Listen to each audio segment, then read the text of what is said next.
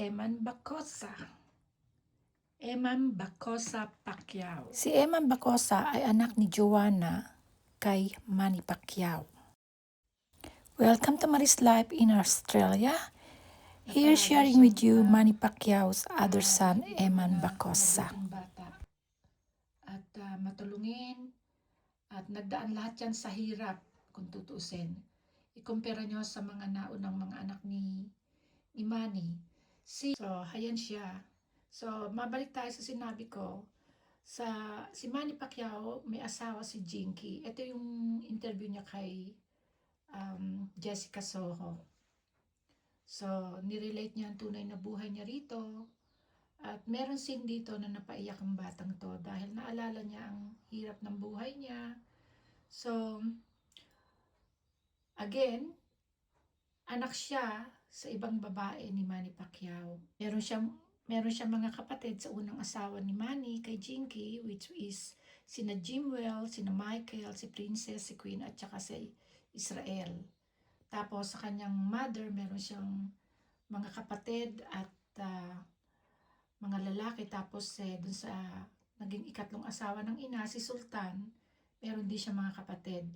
Si Bacosa, si Eman Bacosa ay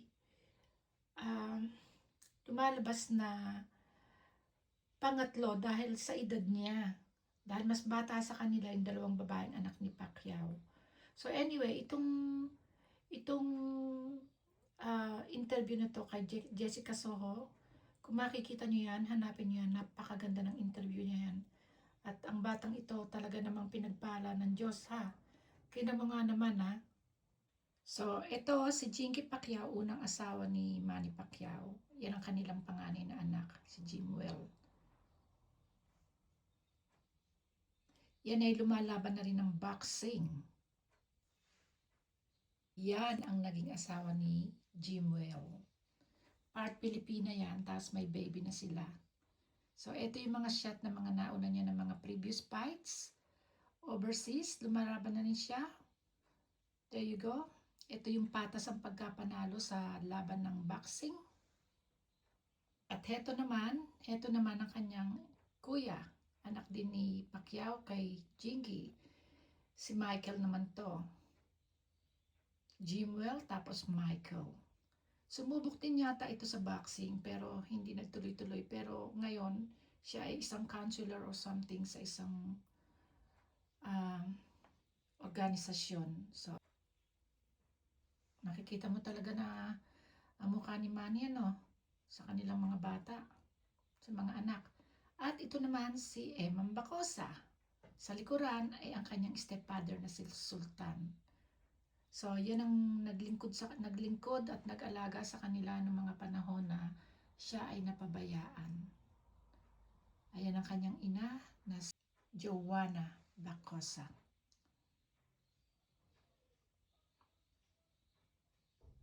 Ayan siya, kuha ng sa ama niya. Alam nyo, sa totoo lang, ang lungkot ng istorya ng batang ito. Ito yung kuha ng lumaban siya, nanalo siya, pero nandoon sina Jinky nanood.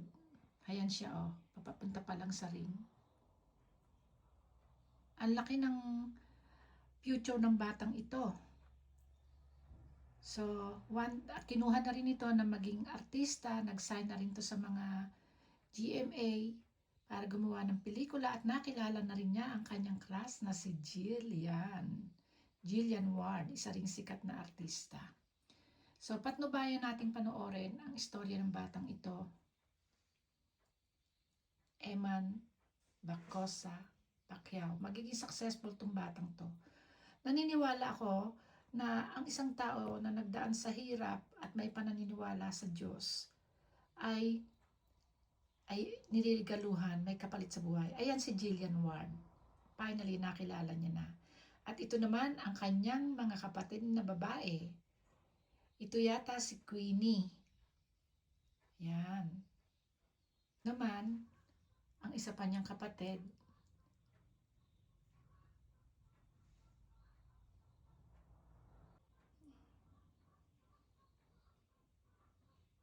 Ganda't gwapo naman ang mga naging anak ni Manny. At ngayon naman, ang bunso nila, ayan, si Israel.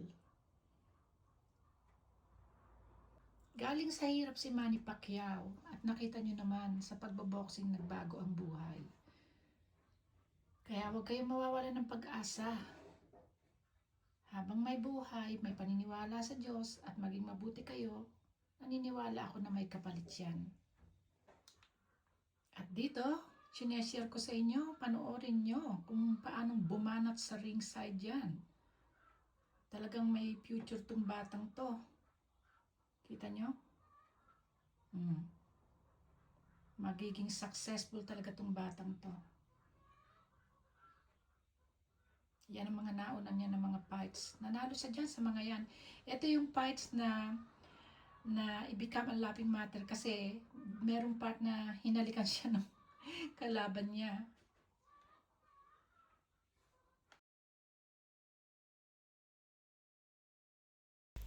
At dito naman sa fights na to, kay Pangantaw, inamin niya na sa lahat daw na nakalaban niya, yun daw ang malakas.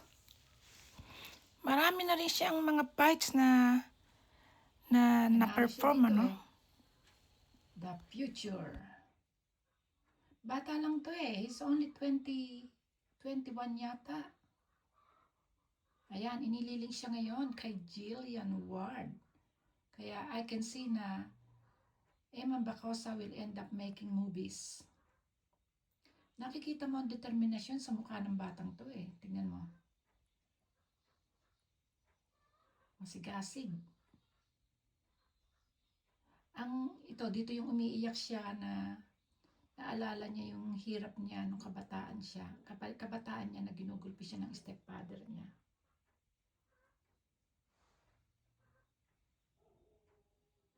Ito naman, ang scene na pinakikita niya ang bahay niya. Isipin niyo napakaganda ng buhay ni Manny Pacquiao. Tapos nakatira lang tong batang to sa isang bahay pero hindi katanglad na maayambing sa pamumuhay ni Pacquiao.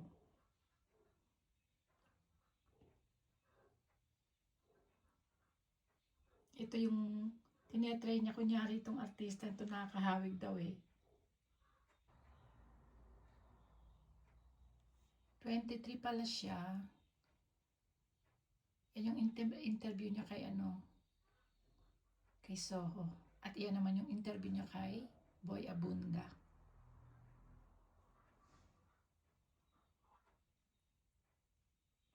Pag-usapan naman natin si Dr. Bello. Ang kabutihan ng puso naman itong taong to. Alam niyo, mayaman siya, no? Pero nang mabalitaan niya ang tungkol kay Pacquiao, tignan mo ang ginawa niya.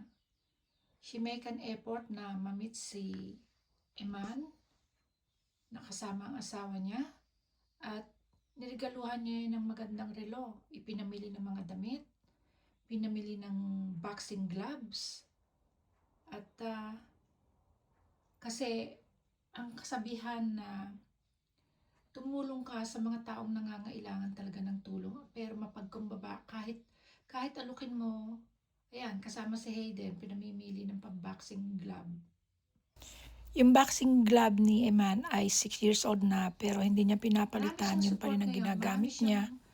Nag-o-offer ng Kaya binili siya ngayon ni Hayden at saka ni Vicky Bello. Stability, buhay ng tao.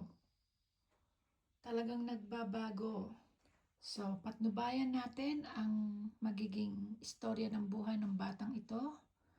At naniniwala ako na one day, magiging sobrang successful nitong batang to. At napakapamahal nito sa ina. Ang kanyang ina na si Joanna Bacosa. Itong batang to kasi hindi tiningkilik ng ama eh, nung maliit. 2 taon lang yata ang sinuportahan ng ina pagkatapos itinigil na. Tapos kahit anong contract ni Joanna kay Pacquiao, walang sagot. Dinala pa nga sa korte itong mga kaso na to, nabaliwala. So lumaki itong batang tong walang ama. Ngayon na lang siya nare-recognize ni Pacquiao. So hopefully, gawa siya ng sarili niyang pangalan at makilala siya at magbago ang buhay. napakagandang panoorin at pakinggan ang mga tunay na buhay na may pinagmula ng hirap pagkatapos gumanda ang buhay. So, huwag niyong kalilimutan, don't forget to like and subscribe to Maris Life in Australia, and we will follow whatever the updates on Manny Pacquiao life. Thank you for watching. Don't forget to like and subscribe. Bye.